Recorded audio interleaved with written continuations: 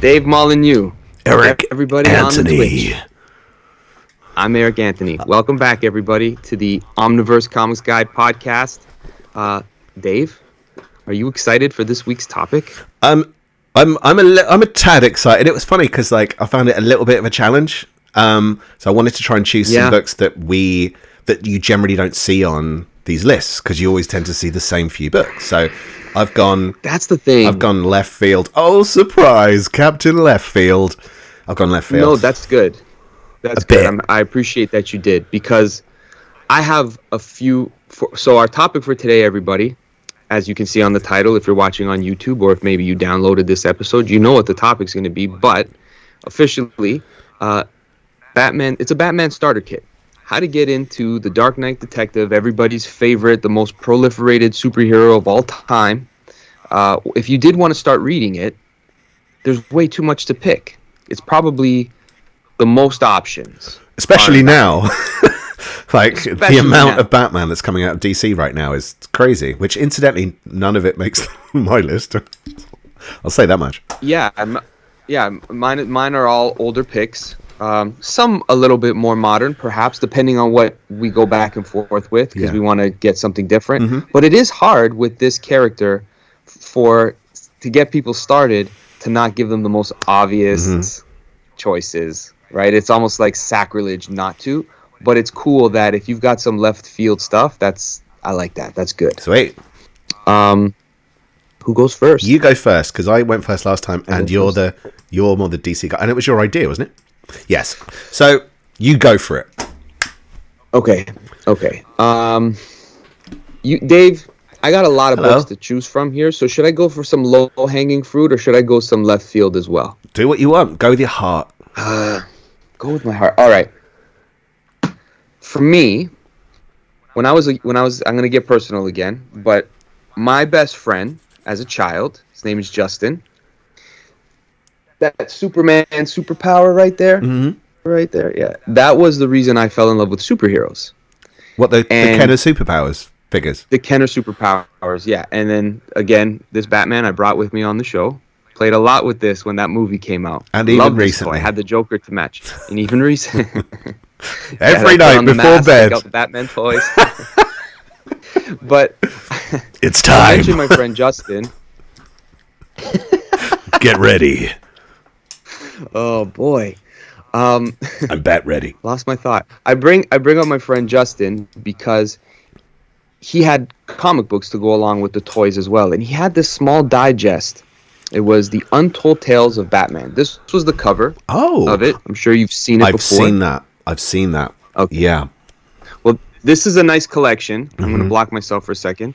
I'm going to do an omnibus video. This is The Tales of the Batman by Len Wein. Okay.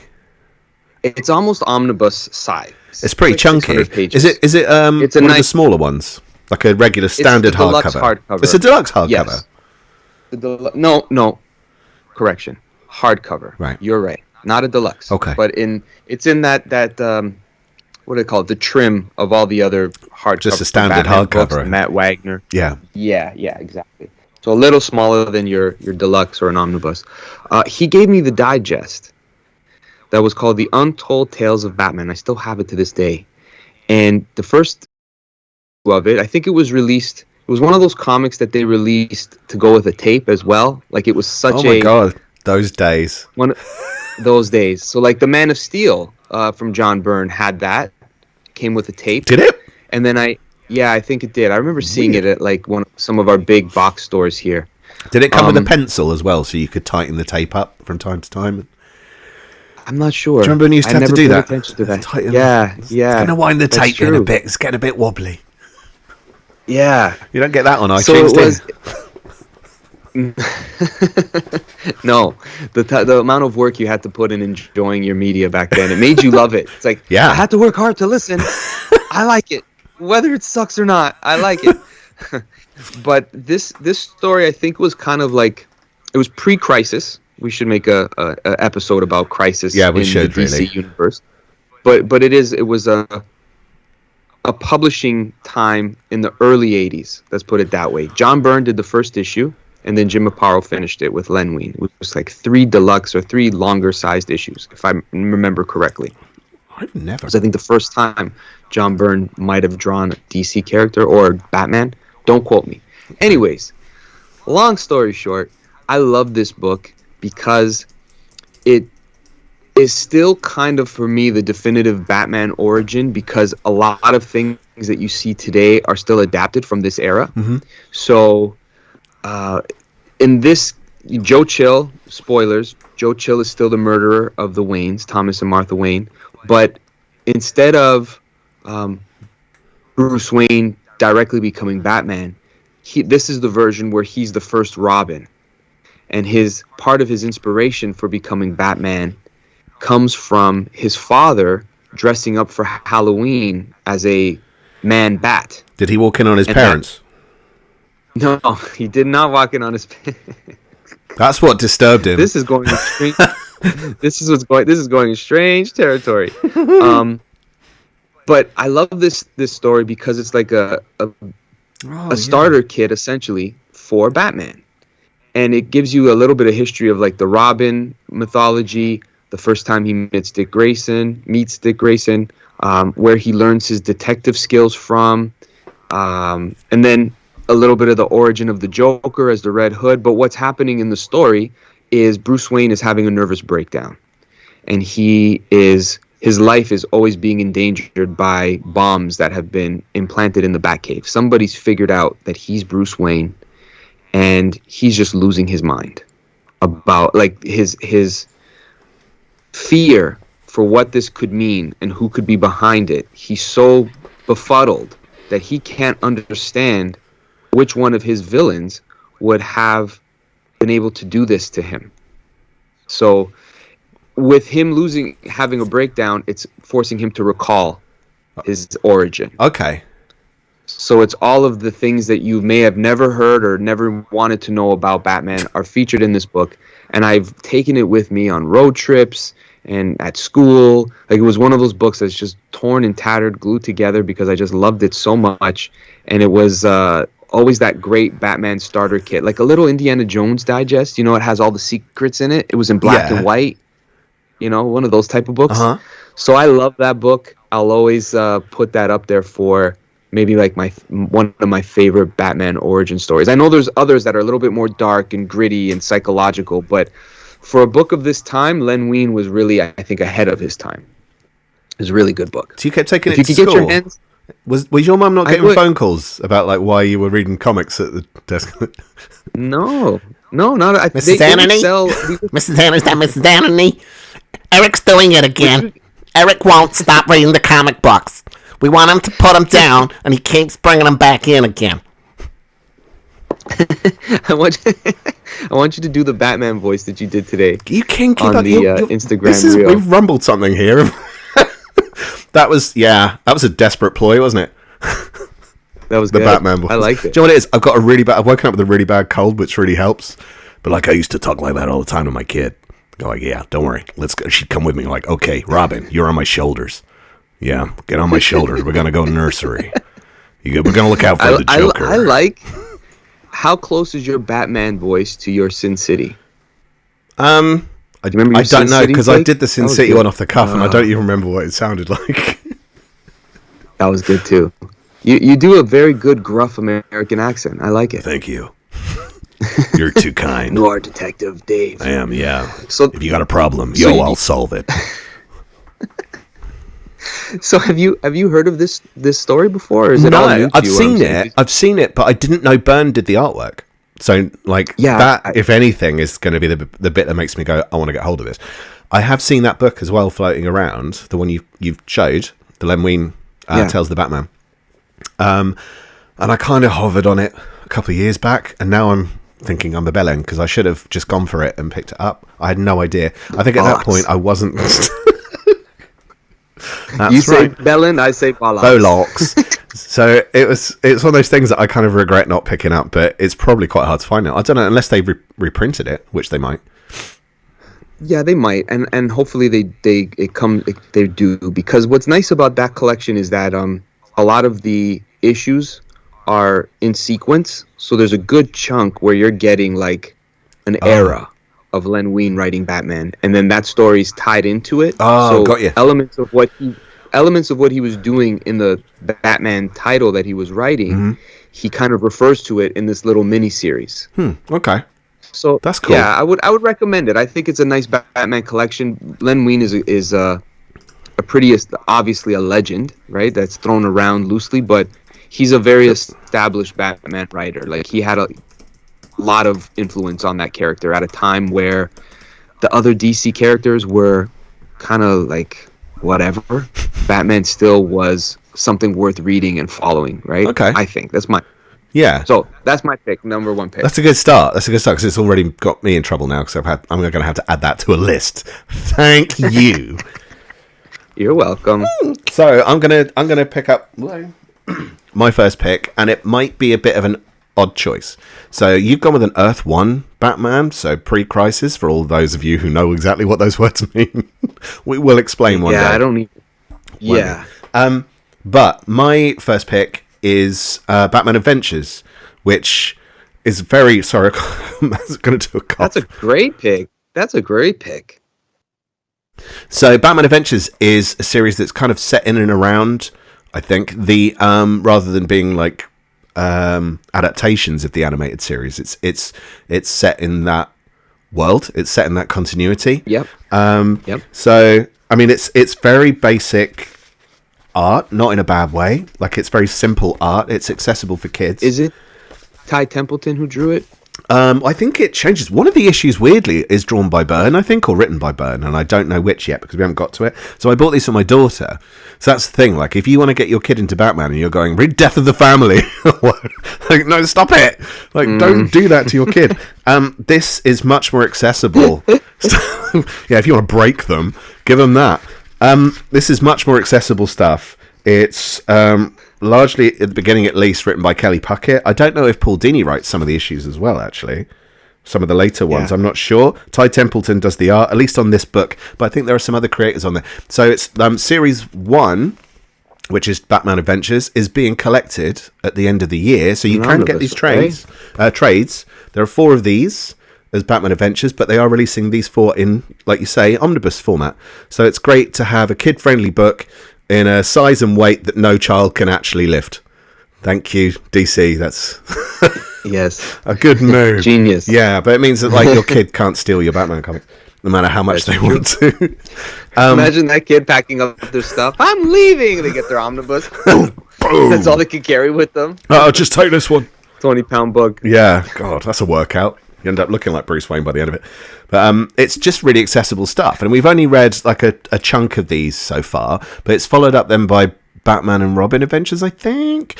And it's all just really accessible. They also did, as a side note, they did Superman Adventures as well, which was really nice, but they hadn't finished collecting those. And I think just as it got to book 3, it kind of veers into the Mark Millar issues.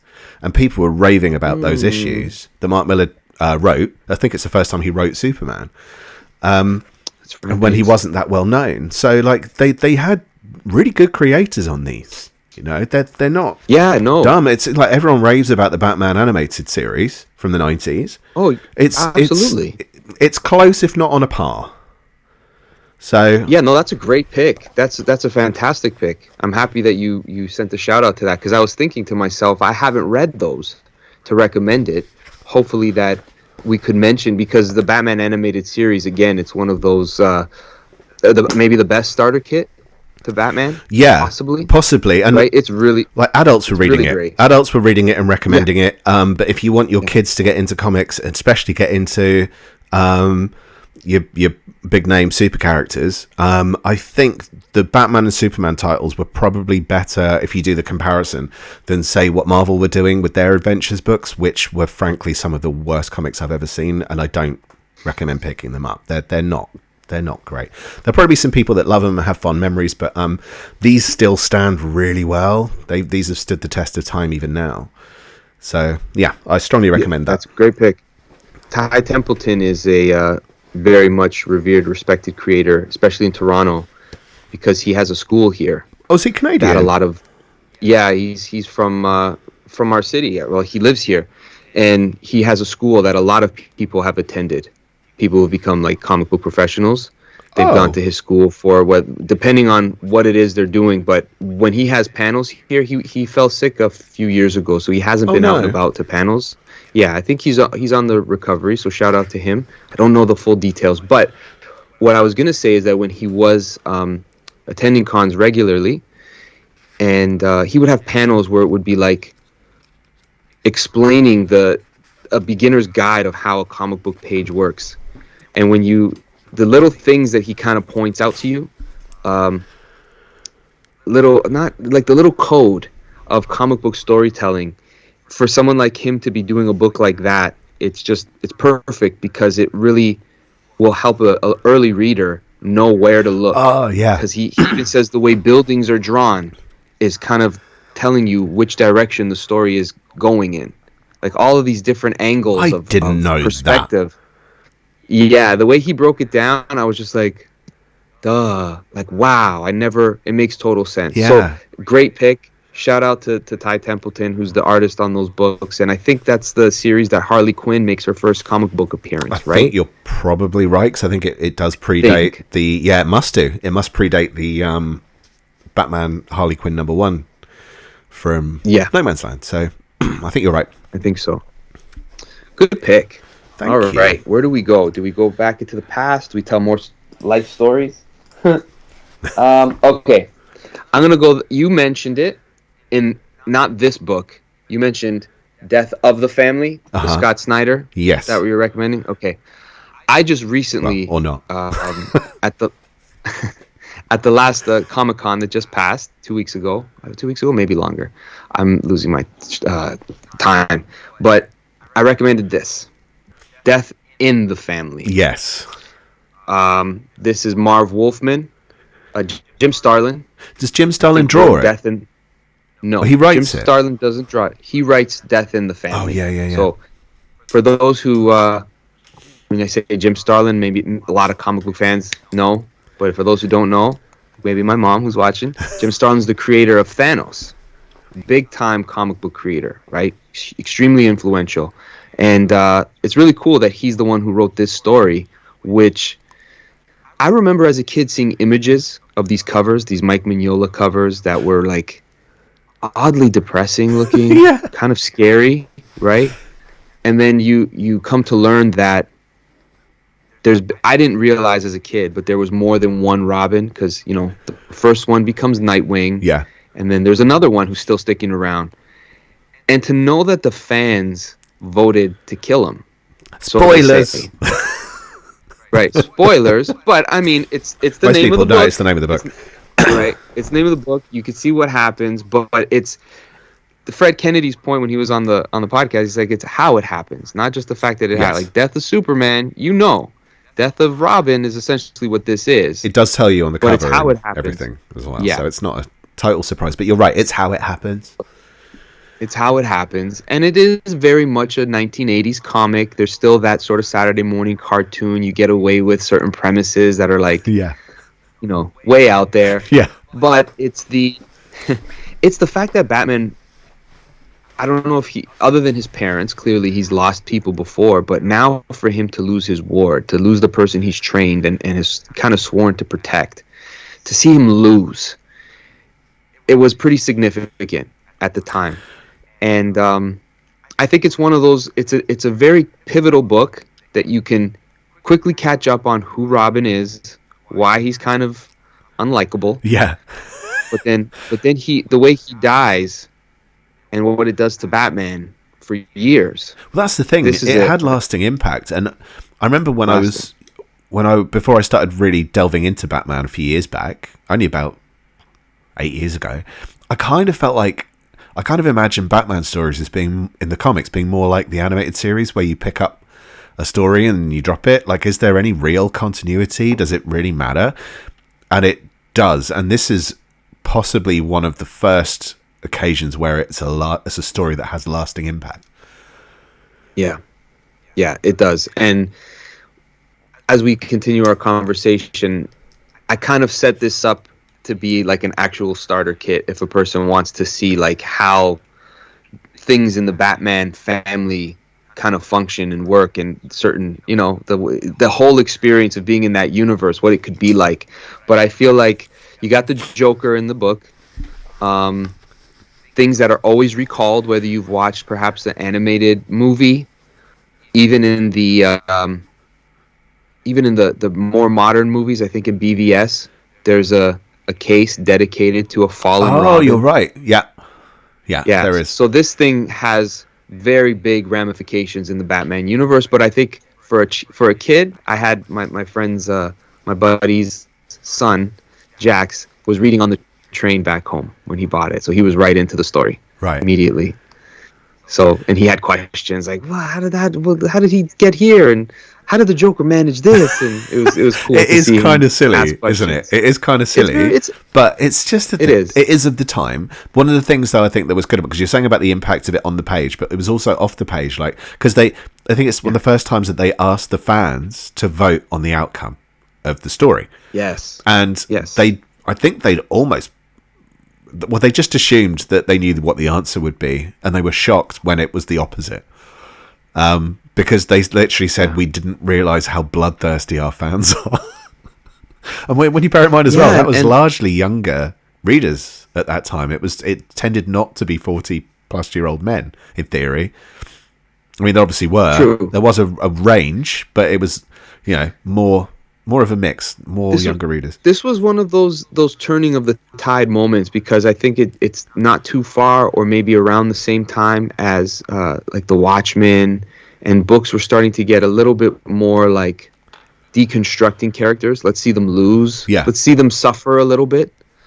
And you started to get into that little bit more gritty territory. And to have something like this, I mean, again, this was a time where the Batman book was still bright. Yes. It was really costumes, It was still bright. They operated at nighttime, but Batman was still in blue and gray. Yeah, and Robin was still wearing the yellow cape, and it still was sort of. It's just it's such an odd costume. Really Robin, wear this. It really is. Why? I said so. Leotards with underwear on top and bare legs. Can I wear tights? No, no, you can't. Okay. It prevents friction. It's so funny. I know, it's so ridiculous. It's so funny how it was something of such of its time when these characters were created. Yeah. But they never took them out of it until when they finally put pants on, and people were like, "Why is he wearing pants? Like, that's not his suit, right?" It was Tim Drake, the third Robin, the first one to. Yes. Yeah. So to wear trousers. Not to take away, I don't know. That's right. And the longer cape, he made it black with yellow on the inside, like a little bit more mature, right? A little edge. But this trade in particular, it's split in two. So you get the death of the family, and then the follow-up story is the introduction of Tim Drake. Yes. So it's a nice little read as well to see how the family grows after such a tragedy. Nice. Two major characters, right, get kind of introduced in that story. They do, yeah. So it's a good shout. I wasn't sure if you were going to go for that one. I actually didn't expect to see it. Oh, okay. So, good call. Thank you. No worries. So, shall I do my number 2? I'm excited. Yes. So, every week, dude. Every week. Every week. Poopies. So, I've chosen a Tales of the Batman book as well. This one is by J.H. Williams, the third. Who has been a guest on the show quite early on. Premiere episode, right? Yeah, I think so. It was I think him and Daniel Friedman. Were like the first two creator interviews we had on the newly, freshly out of the box website. Now, it's not the whole book that I'm talking about. It is there's a 5-part story in this book. It's hard to get the trade paperback that just collects that story. I don't know how hard or easy it is to get this. Probably easier than the trade paperback. I had to make a note because my memory for some of this stuff these days is not so good because I'm old. So it's from Batman Legends of the Dark Knight 192 to 196 from 2005. Not that I'm reading it. And it's a story called Snow. Which heard of this? Yeah, I haven't read it. It's a hell of a story, dude. But it's kind of set very, very early on in his career. Now, I don't know how in continuity. Canon. I don't know how like in continuity it is. But I think you should just pick and choose what you want continuity to be. Frankly, that's the way to do things. I think that's the good thing about this character in particular, is that as much as things change, they keep a lot of familiar things around. And if there was something that you liked once upon a time, it might rear its head again. Yeah. I feel with Batman. Yeah. And you're just you're always catching up. You'll fill in the gaps with No Man's Land or whatever happens in between. When he breaks his back, whatever. You'll fill it in. But like a story like this, completely legitimate to start off your reading there. If it, that early part of his career, I like that. Yeah. And tell me more. It's before. It's kind of the origin of Mr. Freeze in a way. Well. Nice. That's great. So that's great. Actually, this is a hell of a lineup, man. It's J.H. Williams III and D. Curtis Johnson writing, but it's Seth Fisher providing the art. So Seth Fisher was the guy who did Iron Man, Fantastic Four, Big in Japan, a few other bits, and he fell from a roof. And I think he used to do free running or something in the mornings. I don't know if it was on purpose or not, but I think it was parkour. He also did the art on Green Lantern Will World, written by J.M. DeMatteis. It's like a 90-page story. I haven't read that, really cool but stuff. I remember wanting to read it because like I really like his style. It's really nice style. It's beautiful stuff. Interesting. Surprised that J.H. Williams didn't draw it, but yeah, that's cool. Great art choice to go with J.H. Williams writing. It may even be one of the first stories J.H. Williams wrote. But this is I can't find a really good example that I want to find, but this is a pretty nice example of the art. So Seth Fisher's style it seemed to vary depending on what he was drawing, because like Fantastic Four, Iron Man, or the other way around, can't remember. Big in Japan was a mini-series from Marvel, obviously, with a much more cartoonish art style with lots of kaiju and stuff in it. And it was, very different to this, which does give and alters the origin somewhat, or the idea of how the relationship between Mr. Freeze and his beloved lady, whose name I now can't remember. Is it Iris? No. It's bothering me now because I can hear him saying it, and my wife right now is watching this and saying, "It's this, it's this," because we love those episodes. Oh, they're good episodes as well. They're really good episodes. But yeah, I can't remember her name. I'm very upset with myself. If anyone knows, feel free.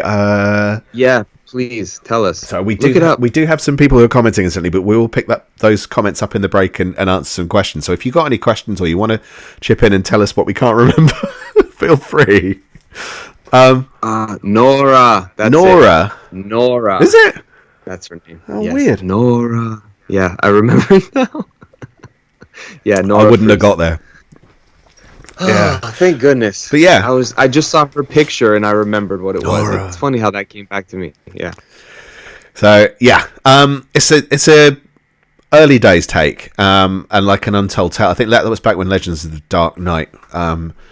We used to do the odd previously untold story, but there were more modern tales.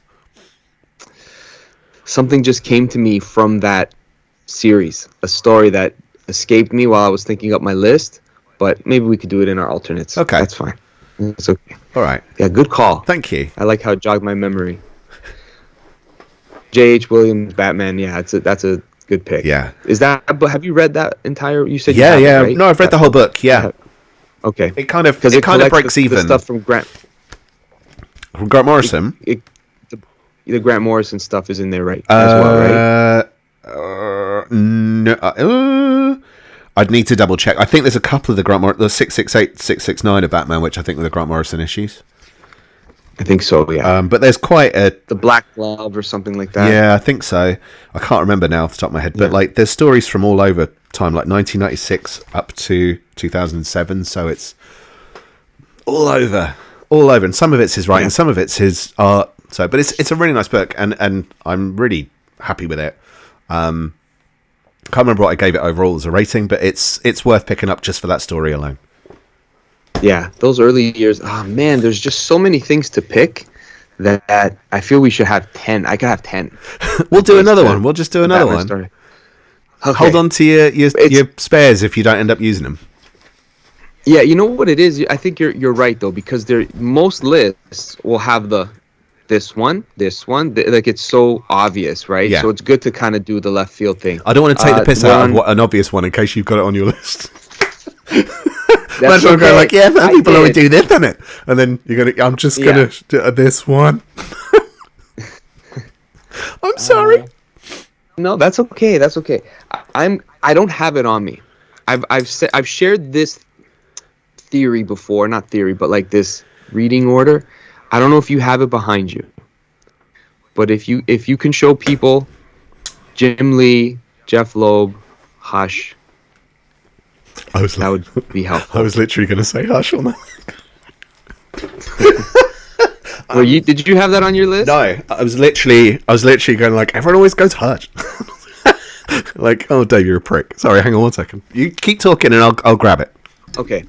And the reason for it, the reason why I pick a very, very obvious greatest hits, like you're real original, it's more for reading this after you've read Death in the Family. Ow! Ball bags. Beating up. I don't know if you heard anything I said. Nope, nothing. I don't know if you heard anything I said. So I said the reason why I picked this very obvious choice is because that if you've read Death in the Family and you read this next, it pieces certain things together. Yes. And it captures a little bit of that, and this. And you're just adding spokes to a tire that you've already gotten rolling with. Yes. So that at the end, there are emotional beats that if you've read A Death in the Family, that will really hit home with Hush. Now, that's the absolute, incidentally. Yeah. And the reason why this is a great starter kit, that's a great book. That's the one I have downstairs. Oh, cool. Keep showing it, Dave. The reason why it's a great starter kit is because for people who just like the way Batman looks. I need to be in a bikini. You should take your shirt off. No one needs that. Shake a little bit. Some people got to sleep tonight. Jim Lee, just the way he draws is just nice to look at. For starters.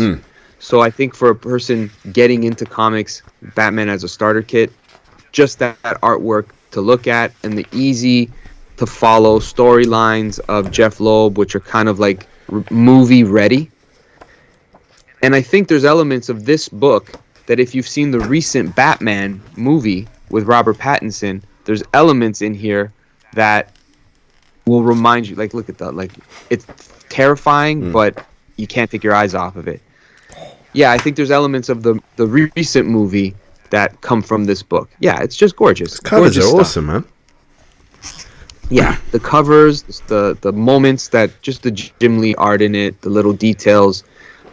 Every issue, there's a villain that appears that you'll recognize from Once Upon a Time. It's really Batman's greatest hits in 12 issues. And again, there's emotional beats that will keep you more hooked in, almost in that soap opera aspect of the Batman family. So that's my number 3 pick. Numero 3. I have other alternatives that would be more kind of like, well, that would have been more in depth and interesting, but I wanted to do this theme of Death in the Family. It makes sense. Do you know why I didn't say it earlier when I was about to take the piss? It's because it was on my reserved list, and I didn't want to be eating humble pie later on when I mentioned it. Yeah. There's just that's the cool thing about this character, and I think that's why people love it. It's just so many different versions of Batman that you can enjoy from different eras. It's a consistent character throughout its history for the most part. As weird as he gets, the 60s Batman gets very corny, campy. There are still things about it that just people, I don't know what attracts them to it. It's interesting. Primal, man. It's primal. Yeah, I think so. It kind of is. I don't know what it is about it. But yeah. Yeah, it's that origin story. I told you, didn't I? The first time my kid saw Batman, it was in the Lego movie. And he came on screen and she just went, like, big gasp. Like, right? Oh, wow. Wow. Like, the first time my kid saw Batman is a moment of history in my life as a parent. It's, yeah, ingrained. It's funny. It's funny to see that. Yeah, it's true. It's just that eternal character. Yeah. I don't know. We'll quickly dip in to some of the comments. Excuse my glasses. So, Beyond Unlimited said that Batman. So, just in case this does come off anyone's list, I don't want to spoil any choices you may have to, because obviously I know what's on mine because I wrote it. What a stupid comment. But he said, I think Batman Gothic is a great addition to early Batman reading. It's early days when he was a bit unhinged. Telling goons he's the king of hell. I don't remember that bit. It's been a long time since I've read it. I need to read it again. And it's his first encounter with the supernatural. And I think, was that the one that was by Grant Morrison? I think it is. Yeah. I haven't read Gothic. I've seen it many times on the shelf and never got around to it. But no, it's I can't. I'd like to. Good pick. Who picked that? That was Beyond Unlimited. So thanks for listening and commenting, dude. Thank you. And Beyond Unlimited said Morrison and Klaus Janson. I think it's pronounced Klaus Janson and not Klaus Janson. But I'm the guy that always gets it wrong. I think you're saying it right. Oh, I think you're saying it right. Yeah. Cool. Well, I say Klaus Janson as well, but I think you're putting respect on his name, as they say. Yeah, it was one of those ones where I remember reading it as a kid and just going, "That's Klaus Janson, that's David Michelini." And then it sticks, and it's really hard to get people's names right out because you don't know. God, no, you don't know. What was Bill Sienkiewicz called in my head for years? Oh man, that one I've just let people tell me what his name is. It's Sienkiewicz, I think, but I always say Sienkiewicz, but it doesn't matter. There we go. Just a little side point. We're talking about. But yeah, so thank you for everyone who's commented. If you've got any more comments or suggestions while we go through the second half, feel free to drop them in. As always, we've got new stuff on the website, so go check that out, omniversecomics.guide. That's it. And we're back. Your number 3. My number 3. Yes. I'm a little concerned that I'm going to spoil one for you, so I'm not going to go into the ins and outs of it massively. But a lot of people will recommend Batman No Man's Land to you, and it's it's a good shout. There's also Road to No Man's Land, which needs to be read beforehand because it kind of sets the story up. But I would go earlier than that. So I'm actually kind of recommending 2 stories here, in a way. Do it. 3 books. I like that. So do it. I'm recommending Batman. There it is. Contagion. Batman Contagion. Nice. Which is the first major kind of assault on Gotham City at the time. And while I might not be able to remember all the ins and outs, so basically there is some kind of, is that a pandemic or an epidemic that's unleashed on Gotham? But of course, it's not going to just have happened naturally, is it? Someone's behind it. It has to be. Has to be. Who could it be? Who could it possibly be? I'm not going to spoil it. I'm not going to go massively into the detail, but that's one of 3 major issues that in a row that Gotham faces. Why it's like my wife always goes, what I don't get is, why does anyone live there? Like, why don't they just leave? I mean, it's honestly fair. That is then followed immediately by Batman Legacy. So this is collected over 2 trades, and it does follow on straight away. There is a connection between the 2 books. So again, I'm not going to go massively into detail about this. It also picks up some of the threads left over from Nightfall, which is also another famous Batman story. Again, I'm not going to go into it in case it's something you want to talk about, dude. But yeah, it does. So it picks up some of the loose stuff from there. But this is the second major impact on the city itself, which is then followed by Batquake. The Cataclysm. They were calling it Batquake at the time. I remember that. Like, I was going like, I want to get Batquake. Yeah, they briefly called it Batquake in like Wizard magazine and stuff. There's a big chunk of that I've never read. I got a big gap in the 90s of Batman. That's probably where I've read like I've read the Nightfall, like all of that stuff. I'm pretty familiar with the not the details, but the crux of it all. I read it as a novel as a kid, and then I read the comics as a little older. Yeah. And then No Man's Land, I've never read it in comic form. I've read it in a novel from Greg Rucka. I loved it. Yeah. I absolutely loved it. It's a great story. It is a great story. It's great fun. There's some tat in it. Like the Azrael issues, honestly, I don't know how Azrael got his own series, and I can't remember. Was it Denny O'Neil that wrote those issues? I can't remember, but I did not get on with Azrael at all. I didn't get Catwoman, didn't get it. But they're all in there, and they kind of like you got to get through those. They do play a part. But overall, it's a great event, and especially as it's so long, because there's 3 omnis of No Man's Land. There's Road to No Man's Land, and then 2 omnibus collections. That's the thing. Like, I'd have to get another room for Batman omnibuses that I want to own. Yeah, for the completion of it. So I have a lot of things collected in different styles, but I haven't read Legacy or Contagion. So good calls on that. Thank you. I'd like to get around to reading them, but I got a big 90s gap. Yeah, in my Batman reading. I mean, that was a lot, and it made you have to read everything. You had to read Robin, you had to read Nightwing, like a lot of titles tied in. Well, that's what's nice about those trade paperbacks, and I don't know how easy they are to get. So if we're listing anything here that's actually not that easy to get hold of, I'm really, really sorry. I've tried to find stuff for, even though I've got some odd obscure bits in there, I've tried to find stuff I think you can get hold of, but if you can't, look them up, see what's in them, and have a look on DC Infinite, which is the electronic version. If they don't do any kind of guide on there, I'm working on something. Hang in there. Oh, and you know it's going to be a good one. It's probably one of the most requested things is Batman reading order stuff. Yeah, you got your work cut out for you. I'm happy. I love it. Have fun.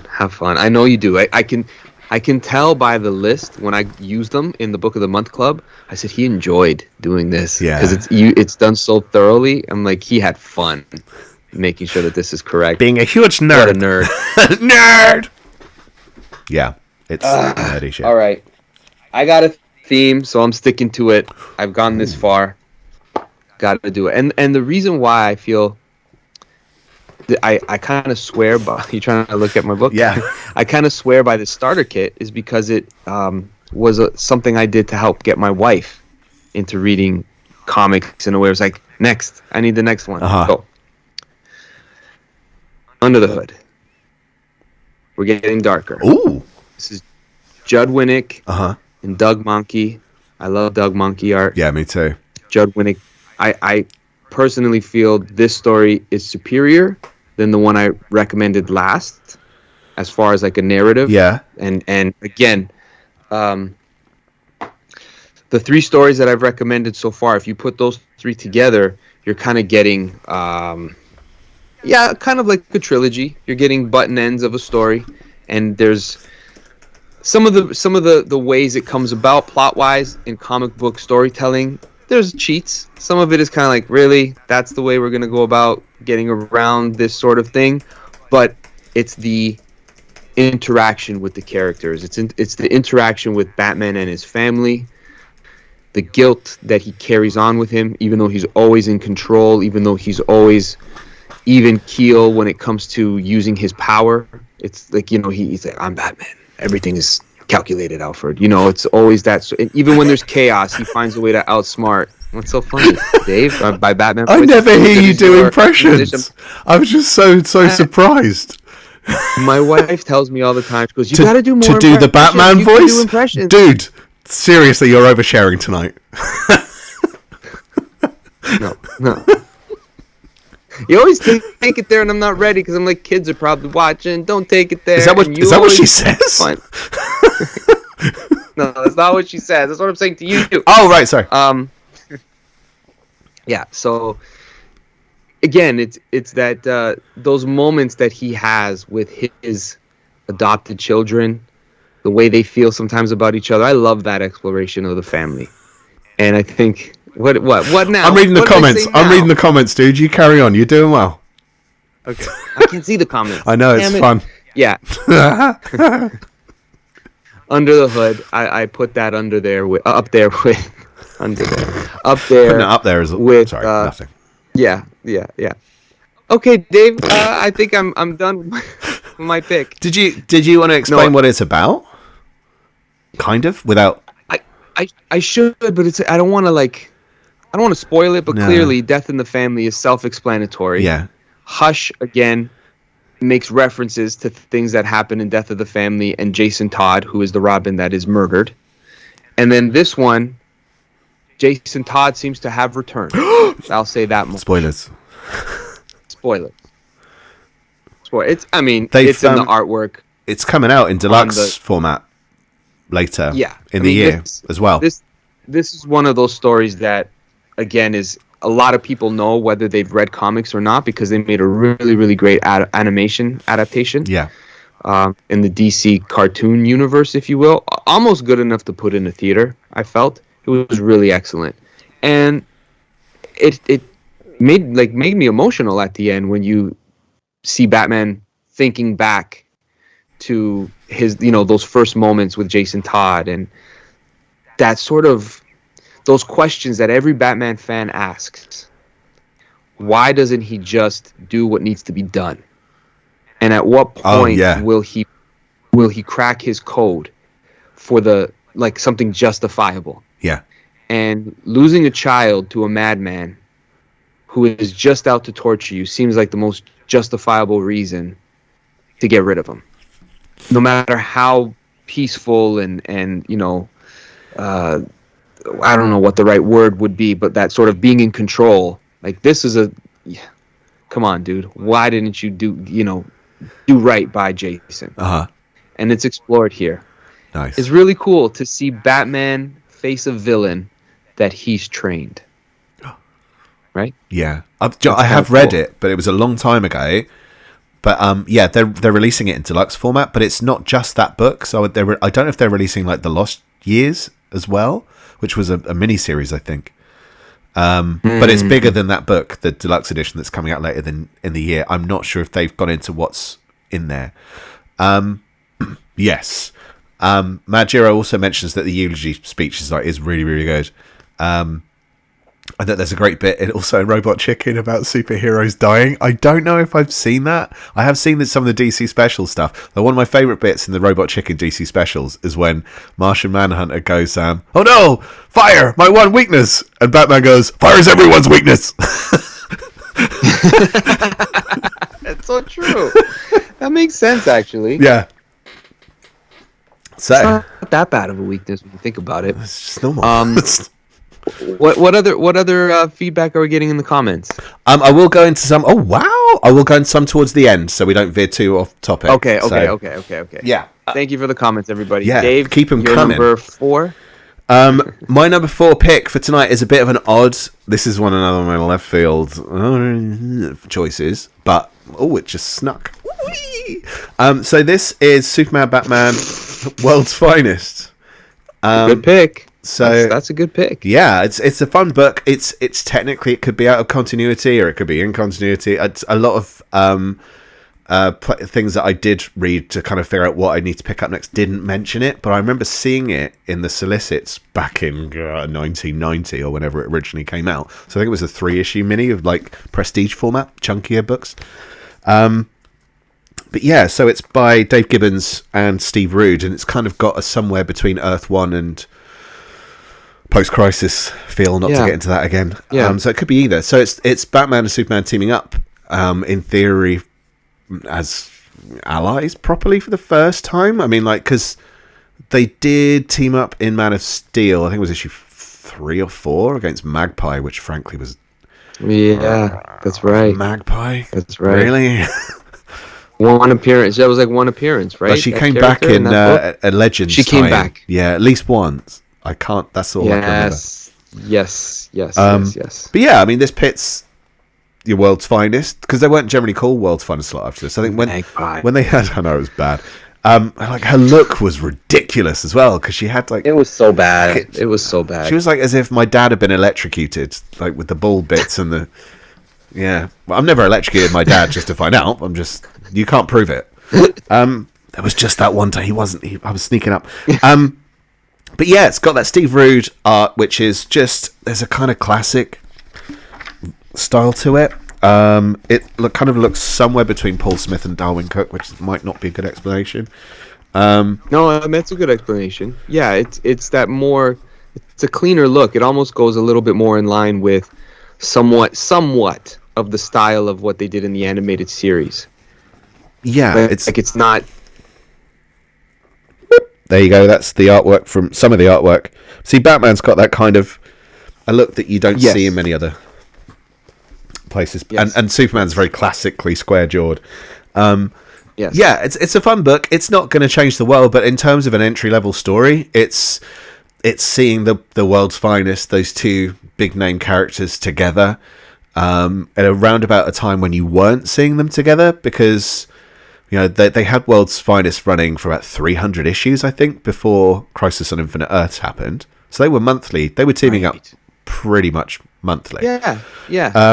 But then that stopped, and it didn't happen again until, on a monthly basis, Superman Batman, which was an ongoing series. So yeah, but that didn't happen for a long time. That happened in the 2000s. So there was a big chunk of time when it was sporadic, unless you were seeing them in Justice League. So JLA, sorry.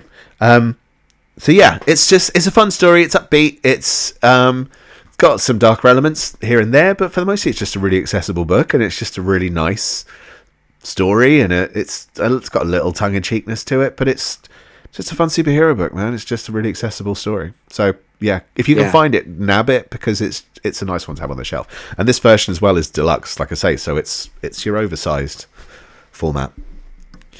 Yeah. You've inspired my last pick. Woo! Based on that last one. Yes, I was a lot of things where I was this, that. I'm not sure which direction I'm going to go, but in the same vein of could be, maybe not in continuity, and as far as team ups go between Superman and Batman, I really enjoyed this one. Matt Wagner, Trinity. I don't know if you've read it. I did. I had that same book, but I didn't keep it. But I don't remember why. Matt Wagner, his artwork is just perfect for a story that you're not sure if it takes place in the Golden Age, if it takes place Silver Age, or whatever, but it's like timeless. It's just beautiful stuff. Do they pit them against a kind of Trinity, like a dark version of themselves? Or am I confusing that with a different story? Somewhat. What's really nice about it is that, it is a Trinity. There's a villain for each, but I think the main villain is driven by Ra's al Ghul.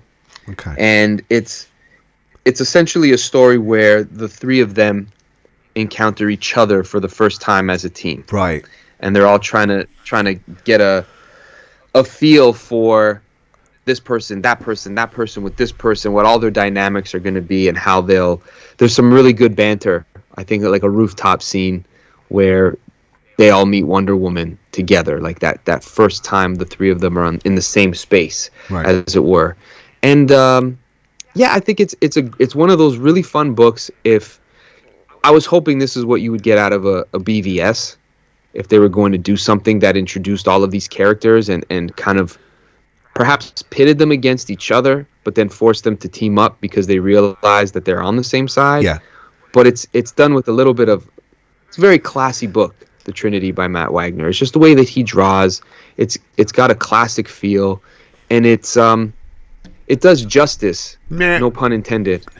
We intend that pun over here. Intend that pun. But it does justice to each character. Like, it's not more of a Batman book, more of a super. It's just, and I think for Batman fans, if you really want to get into the world of Batman, seeing him team up with his counterparts or his peers is a key element to who he is in totality. Yeah. Because when shit's really going down in Batman's life or in his friend's life, they are there for each other. Uh-huh.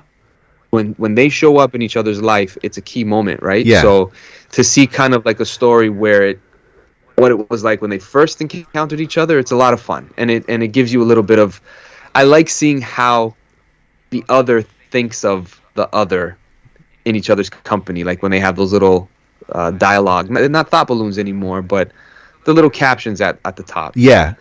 Yeah, can't remember what you call them when they're not word balloons, but they are just little. Okay, just captions. Yeah, they are captions, right? I'm not sure what they would go by now. Yeah, I'm not sure what they. Someone's going to tell us that's what they're called. That's what they're called, idiots. Don't you read comics? Read a comic. Yeah, no. And again, you don't have to have read any other Batman, Superman, or Wonder Woman comics to enjoy this. That's the cool thing about this book. Yeah, I regret parting with it. I don't even know why I did. I read so much stuff though at that point in time that I can't completely remember what happened in what. I was burning through stuff. But did you it just didn't stick with you, or like you didn't? Well, I remember messaging a mate and going, I really love Matt Wagner's take on Batman. I really love the look, and I really, but I can't remember. It might have been a space issue because we lived in a much smaller house. It might have been that. I don't know. But yeah, I think it's an interesting pick because it's making me go, I'm such a bellend. I should have kept it.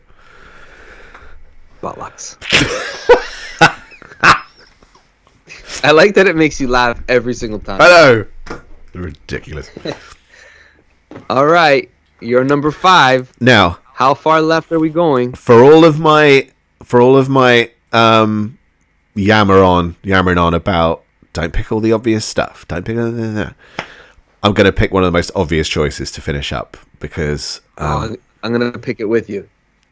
Is it the same? Are we going to draw? You ready? Yeah. Yeah. Is it? This is like rock, paper, scissors. Yeah. Are you doing it? It's coming. It's coming. It's coming. No way. What have you got? Have you got the absolute? No, I think I have that same copy. Oh, no, this had a little dust jacket that went across this way, and I think my dog might have eaten it. Oh no! And this was all I was left with. But it wasn't a dust jacket like yours. Right. Yours, I think, is a little. It wasn't complete. It had like a little. It was more like what do they call it? I don't know what you call that. More like a scarf. Someone's going to say like they're called a scarf. Yeah. You know how the Daredevil omnibus had it? The original Daredevil had the little it was cut out. It wasn't a full dust jacket. Do you remember? No. Okay. No. I've only ever seen that on one book, which weirdly was Asterios Polyp, which I've never owned, but he's the artist that does Asterios Polyp is David Mazzucchelli. So this is I mean, most people are going to know it, and there are probably people. This is where people go, I don't care. I still love this. I've bought this for people. I recommend it to everyone.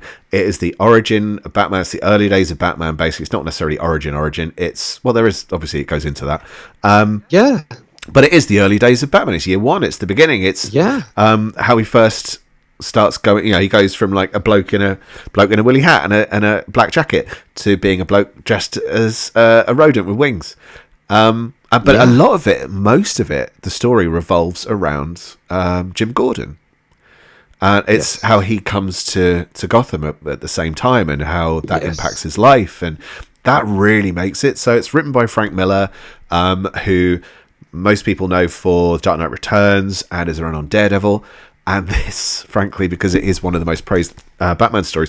And there is a reason. Every time I read this, I'm so happy. It's not the cheeriest, but I love the experience of this book. David Mazzucchelli's.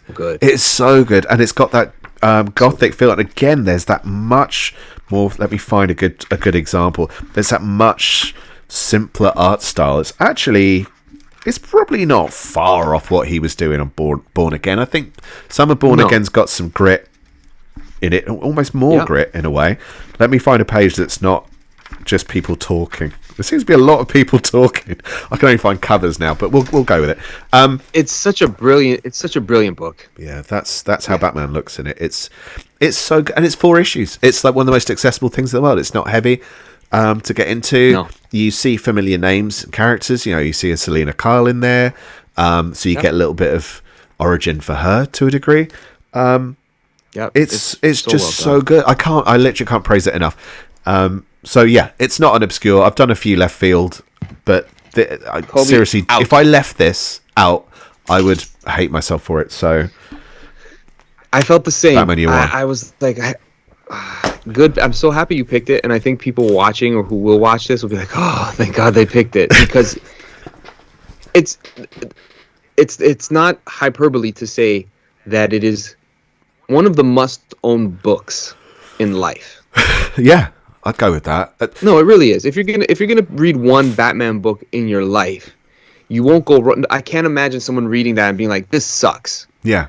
If you like anything Batman in the movies, from the Batman Begins to the recent stuff, they owe so much to this story. The whole mafia aspect of Gotham City and the relationship that they all have with the police and with Selina and with Bruce and like you said, Jim Gordon and who he is.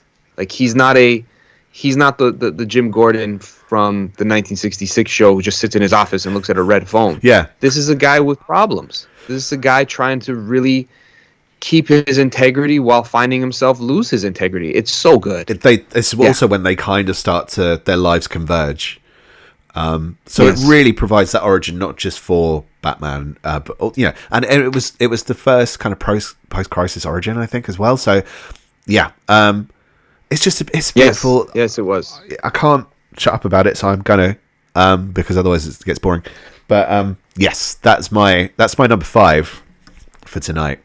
Great pick. That was going to be my first choice. I went with Untold Tales because I did want to have like some sort of an origin book that people could pick. That's a good choice. I've never read Untold Tales.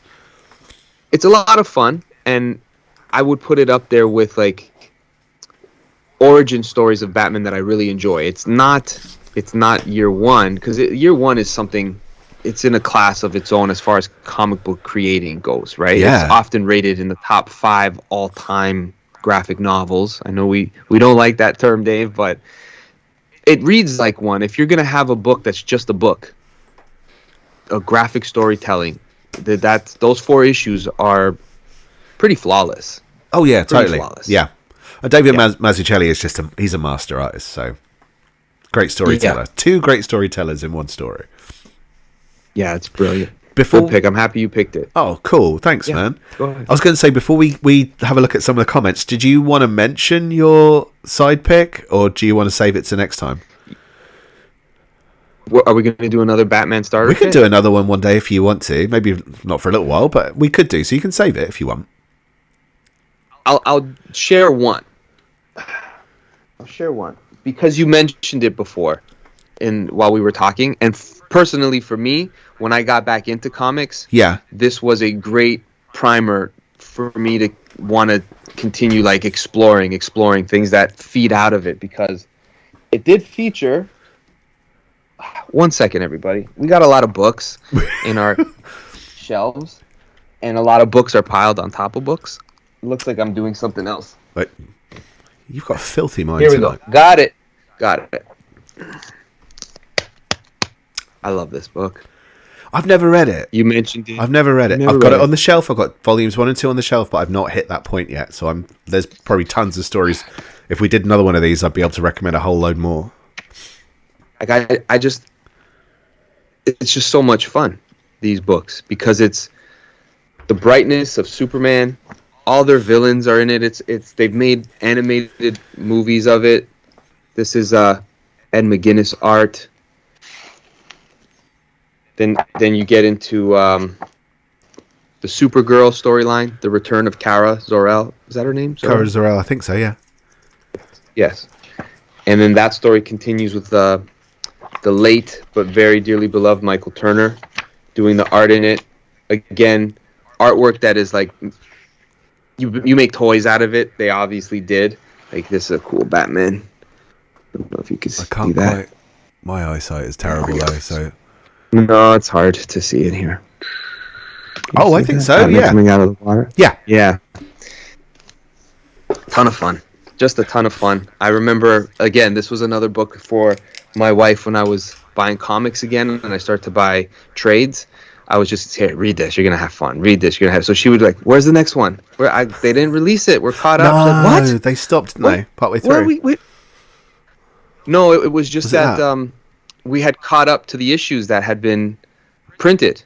So we were waiting for the next trade, So it might be a couple months sort of thing. Yeah. So it was one of those moments where it's like, I need to finish this story. So whenever I bought a new Superman and Batman trade, it was something that I would read and then she would read right away. So I have a soft spot for Superman Batman. I love it. It's again, in vein with Trinity, those type of books where you get to see what they think of each other. Right. And it's quite heartwarming. Okay. To see these two guys that are so different have a certain level of respect for the other one. It's a lot of fun. I'm desperate to get into it. The only one I was going to mention... I hope you like it. I'm sure I will, because I'm really, really up for it. The only one I was going to mention, I won't dwell on it too long, because we've been on for a while, is... And the only reason I'm mentioning it is because it's now so hard to get, whether you get the original issues or the collected editions. So it's a toughie. But I'm mentioning it purely because I feel like I should. But it's just a fun book. But it's Batman versus Predator. It's in some ways it's terrible. In other ways it's great fun. I don't really care. It makes me happy. That's all you need. You just need to have fun, man. Whatever makes you have fun when you read, that's what matters. Yeah, and it's 3 mini-series of just Batman and the Predator fighting. That's it. That's all you need sometimes. That's the thing. We'll have a quick run through of some of the comments. Actually, Majori just mentioned that Batman vs. Judge Dredd is really good as well. Have I listed? No, nothing. I haven't read it. I haven't read it either. I haven't read it for years. I've never read it, so I need to put that on some kind of list. There's Joker by Brian Azzarello and Lee. Is it Bermejo? Yeah, that's good. Yes, Bermejo. Yeah. And the spiritual sequel, which Batman Damned. And I've not read either of those either, so I do want to try them at some point. Nice. Thank you, guys. Good commentary in the background. That was good. This was fun. Talking about Batman's easy. I mean, my original podcast was The Cave of Solitude, right? The Superman, Batman ripoff. So I love these characters. Yeah, I'll say it. I love these characters. I could talk about them all day, but I'm happy we got a Batman episode in here. Yeah, that was fun. Likewise. Thanks, and dude. Of course, good choice. With a character like Batman, there's way more things to explore because, again, just the rogues gallery in and of itself makes way for a lot of interesting stories. Like you brought up that Mr. Freeze. Yes. Like, man, it's one that gets overlooked a lot. It is. Mr. Freeze is one of those characters that is so interesting on the psychological level. All the Batman characters are, but Mr. Freeze, there's something there. Just a shout out to one of our previous episodes that was Batman-centric, Book of the Month Club, Strange Apparitions, with me and Adam Chapman, where we talk about Steve Englehart's stories that were extremely influential on the Batman mythology. So if you want to hear some more Batman talk... I don't know the episode number, but it's up there. It's up there. You can find it. It's on the website. If you go to the Omniverse podcasts and videos index, you will find it on that index. So it's nice and easy. They're easy to search through now. Yeah, that's right. Well, Dave, another one in the books. Everybody, thank you for listening. You're too kind. We'll be back soon with more top 10 lists, comic speakeasies, creator interviews, you name it. You'll find it here. Book of the Month Club coming out. Yes, Dave. We've got a week off next week, so we're not going to do a live next week, but we will pick up again in 2 weeks' time. But we will have other episodes being released next week, so keep an eye out. Stay tuned to the podcast, the YouTube. All of those things will be updated as well. So there will be an episode for people to watch, just not Twitch Live. Yeah. Thank you, everybody. I'm Eric Anthony. He's Dave Molyneux. We'll be back soon. Rate and review the show on your different podcast platforms. Visit us at omniversecomics.guide. We'll be back. Thanks, everyone. Night-night.